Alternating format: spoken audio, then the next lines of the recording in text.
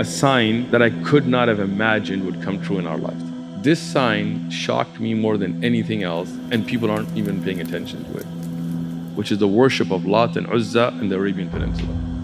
There are people right now that are worshiping Lat and Uzza, very small minority in the Arabian Peninsula.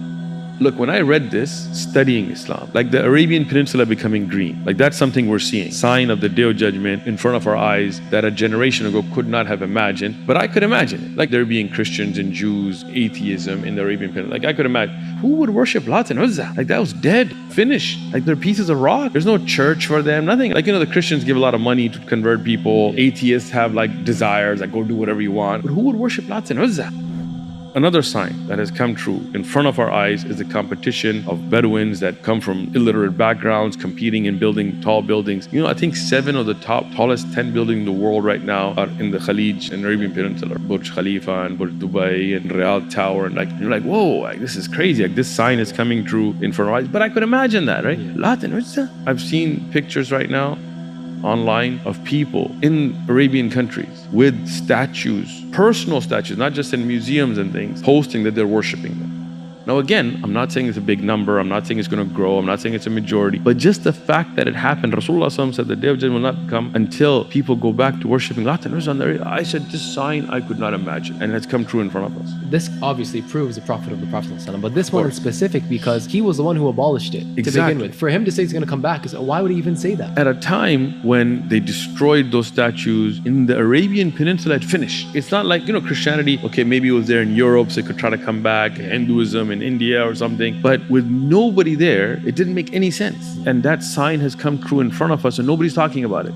So another one that I found interesting is the Euphrates River. So the hadith doesn't specifically say it's going to dry. It says it will reveal a mountain of gold, which indicates it drying. Right now, Turkey, Syria, Iraq, and Iran are all in conflict over the Euphrates River. Most people don't know that. Most people don't know that. They've been in conflict since like the 60s. So now think about it. We know it's drying up. The Iraqi ministry, they're saying that it'll be fully dry by 2040. Now, what I mentioned earlier, it doesn't have to be fully dried for the mountain of gold to appear. Even according to the hadith, it just says that it'll reveal it. They're already in desperate times. Half these countries are war torn. Of course, if the water supply is done and there's gold, the people are going to fight over it. Of course. And it's so profound because at this time, in the life of the Prophet ﷺ, these lands weren't Muslim lands. So what does he say at the end of the hadith? He says, if any of you see it, basically don't fight. Don't take anything from it. He's not commanding the Christians, pagans. The Muslims. The Muslims. So it's so deep. If you look at the prophecies that have come true, they're undeniable. Even if you look at Constantinople, which is Istanbul today, the Rasulullah ﷺ told us we're going to be victorious here, we're going to take it. Now that didn't happen for generations. Muhammad al-Fatih's time is way later. If he had said, for example, Tibet, for example, right? You could be like, hey, it never happened, right? But alhamdulillah, it happened. And when the Prophet ﷺ talked about the prophecy of being victorious over the Persians and Romans and taking Constantinople, this was during Khandaq. And at Khandaq, Muslims were at the verge of being wiped out. The Battle of Khandaq, people don't realize the importance of it because all these Arabian tribes of the mushrikeen had come together, and the idea was to attack Medina and genocide, finish off the Muslims. It wasn't like Badr, Tabuk. This was supposed to be the end of Muslims. And the Muslims were financially hurting, and that's why the famous narrations in the Kutub of Tariq about tying rocks to stomach and so on from hunger. And so at a point where you're looking at being wiped out, you're telling your companions that a time will come that you will destroy the 2 biggest superpowers and Istanbul will be Muslim, which at that time was unimaginable. When there's a prophecy in hadith, believe in it. You don't understand how? Wait and see. We have iman bil ghaib, but those prophecies coming true, it's amazing. And then many of them are coming true in our time. Like this tall building, Sahaba didn't even understand the concept of a tall building. And it happened from those same Bedouin tribes. So how do we not see the truth of Islam here?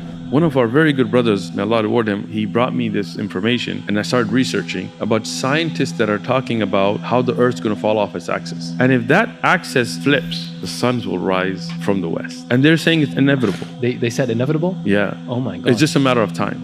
People need to repent, because when that happens, repentance is Tawbah is finished.